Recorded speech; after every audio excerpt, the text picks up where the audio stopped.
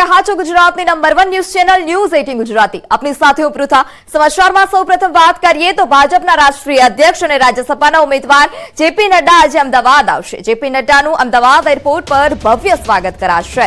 JP Nadda airport પર સભા પણ સંબોધશે। રાજ્યસભાના ઉમેદવારોના નામની જાહેરાત થયા બાદ આજે ચારેય ઉમેદવારો ભરશે નામાંકન। જેપી નડ્ડા, મયંક નાયક, ડોક્ટર જશવંતસિંહ પરમાર અને ગોવિંદ ધોળકિયાની રાજ્યસભાના ઉમેદવાર તરીકે જાહેરાત થયા બાદ આજે તેઓ નામાંકન કરશે।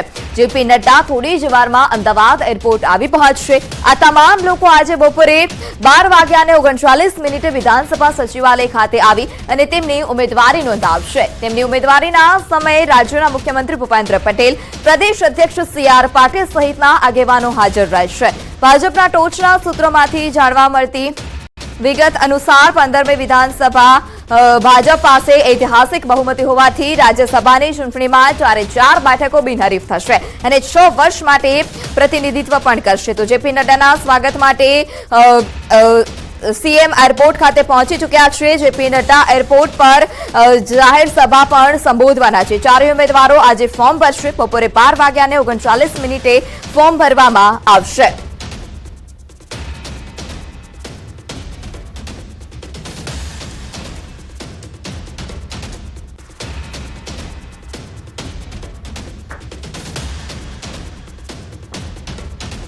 તો જેપી નડ્ડા એરપોર્ટ પર સભા પણ સંબોધવાના છે। વધુ માહિતી સાથે સંવાદદાતા વિભુ પણ છે। જે વિભુ, થોડી જ વારમાં હવે જેપી નડ્ડા એરપોર્ટ ખાતે પહોંચી જશે। સીએમ પણ એરપોર્ટ હાલ અત્યારે પહોંચી ચૂક્યા છે। શું વધારે માહિતી?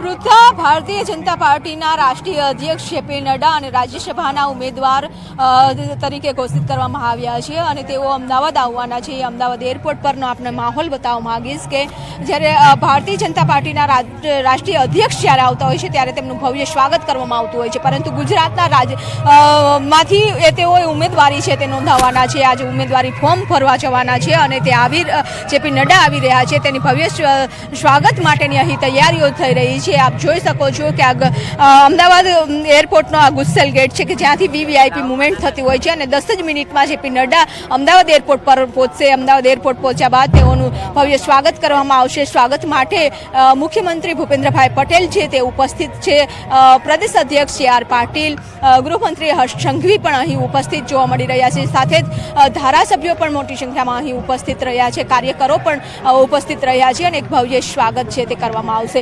આપના દ્રશ્યો બતાવવા માંગીશ કે જે રીતે અત્યારે આ એરપોર્ટના જે અંદરના દ્રશ્યો છે કે જ્યાંથી તેઓનું સ્વાગત કરવામાં આવશે અને સ્વાગત રેડ કાર્પેટ પર કરવામાં આવશે અને ત્યારબાદ એરપોર્ટની સામે જ્યાં મેદાન છે કે ત્યાં સભા પણ કરવામાં આવશે, એટલે કે જે કાર્યકરો આવ્યા છે તેને સંબોધન કરવામાં આવશે। આ તમામ તૈયારીઓ છે તે આપ જોઈ શકો છો અને 10 જ મિનિટમાં હવે જેપી નડ્ડાનું અમદાવાદ એરપોર્ટ પર આગમન થશે।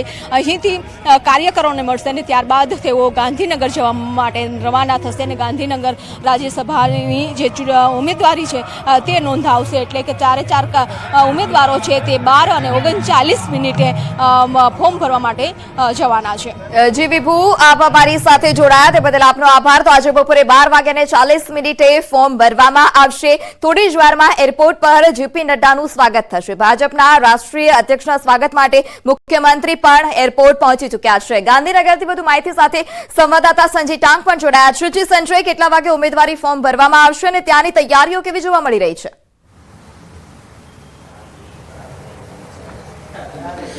બિલકુલ પૃથા, જે રાજ્યસભાની ખાલી પડેલી જે બેઠકો માટે જે ચૂંટણી યોજાવાની છે જેમાં ભાજપ દ્વારા 4 ઉમેદવારોના જે નામ જે જાહેર કરવામાં આવ્યા છે, જેમાં ભાજપના રાષ્ટ્રીય અધ્યક્ષ જેપી નડ્ડા, આ ઉપરાંત ડાયમંડ કિંગ ગોવિંદ ધોળકિયાનું નામ જાહેર કરવામાં આવ્યું છે અને આ ઉપરાંત ભાજપના બક્ષી પંચ મોરચાના પ્રમુખ છે મયંક નાયક અને પંચમહાલ બક્ષી પંચ મોરચાના જે કારોબારી સભ્ય છે ડોક્ટર જસવંત પરમાર, આ ચારેય ઉમેદવારોના નામ જાહેર કરવામાં આવે છે અને ચારેય ઉમેદવારો જે છે 12:39 રાજ્યસભાની ચૂંટણી માટે ફોર્મ ભરવા માટે પહોંચવાના છે।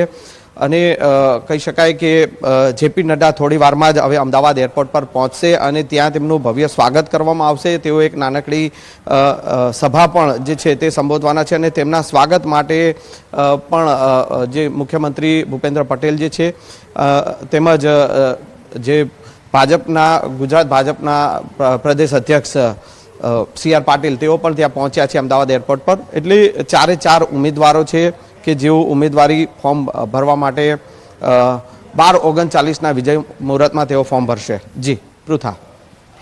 જી સંજય, તો જે રીતે અત્યારે એરપોર્ટ ખાતે મુખ્યમંત્રી પણ પહોંચ્યા છે, પ્રદેશ અધ્યક્ષ પણ ઉપસ્થિત છે, ગૃહ રાજ્યમંત્રી પણ ઉપસ્થિત છે, નામાંકન સમયે કયા કયા મહાનુભાવો ઉપસ્થિત રહેશે?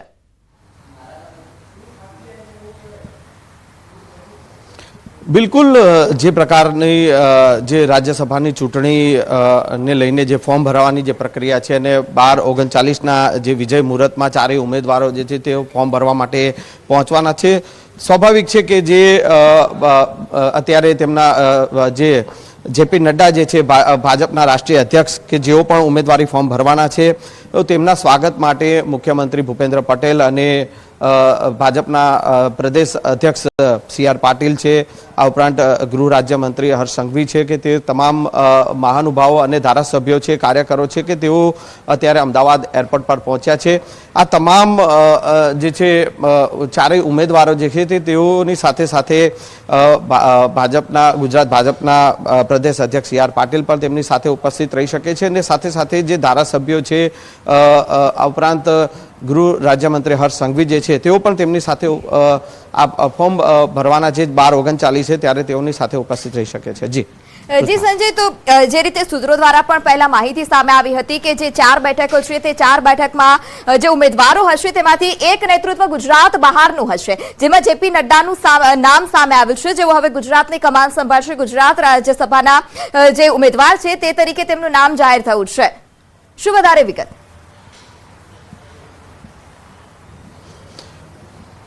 બિલકુલ પૃથા, જે 4 જે નામ જાહેર કરવામાં આવ્યા છે અને ખાસ કરીને લોકસભાની જે ચૂંટણી જે છે આગામી સમયમાં જે છે તે આવી રહી છે અને ખાસ કરીને આજે 4 નામ જાહેર કરવામાં આવે છે, જેમાં એક નામ જે છે તે ગુજરાત બહારનો જે છે ભાજપના રાષ્ટ્રીય અધ્યક્ષ જેપી નડ્ડાનો છે ને આ ઉપરાંત જે બાકીના જે 3 ઉમેદવારો છે જે નામ જાહેર કરવામાં આવ્યા છે, જેમાં ડાયમંડ કિંગ જે છે ગોવિંદ ધોળકિયા કે જેઓ પોતે લેઉવા પાટીદાર સમાજમાંથી આવે છે, એટલે કે લેઉવા પાટીદાર સમાજને પ્રતિનિધિત્વ મળે તે પ્રકારનું જે આયોજન જે છે તે ક્યાંક ને ક્યાંક ભાજપ દ્વારા જે હાઈકમાન્ડ દ્વારા જે નામ નક્કી કરવામાં આવે છે અને તેમાં તેમનું નામ નક્કી કરવામાં આવ્યું છે. ગોવિંદ ધોળકિયાની જો વાત કરવામાં આવે તો તેઓ પોતે RSSના તેઓ પોતે સાથે જોડાયેલા છે.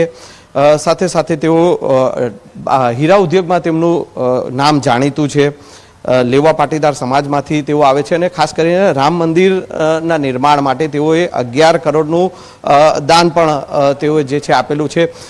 તેને લઈને ક્યાંક ને ક્યાંક ધ્યાનમાં રાખીને તેમનું નામ જાહેર કરવામાં આવ્યું હોય તેવી વિગતો હાલ સામે આવી રહી છે. આ ઉપરાંત બક્ષી પંચ જે છે ઓબીસી સમાજને જે છે પ્રતિનિધિત્વ મળે તેને લઈને બક્ષી પંચ મોરચાના જે ભાજપના બક્ષી પંચ મોરચાના પ્રમુખ જે છે મયંક નાયક, તેમનું નામ જાહેર કરવામાં આવ્યું છે.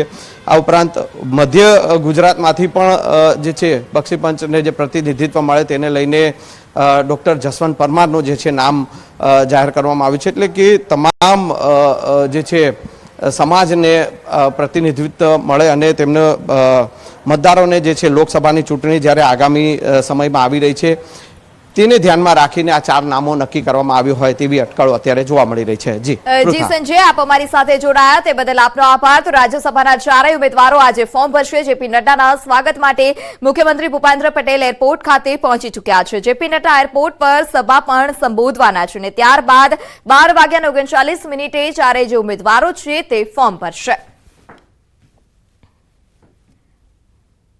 નવસારીમાં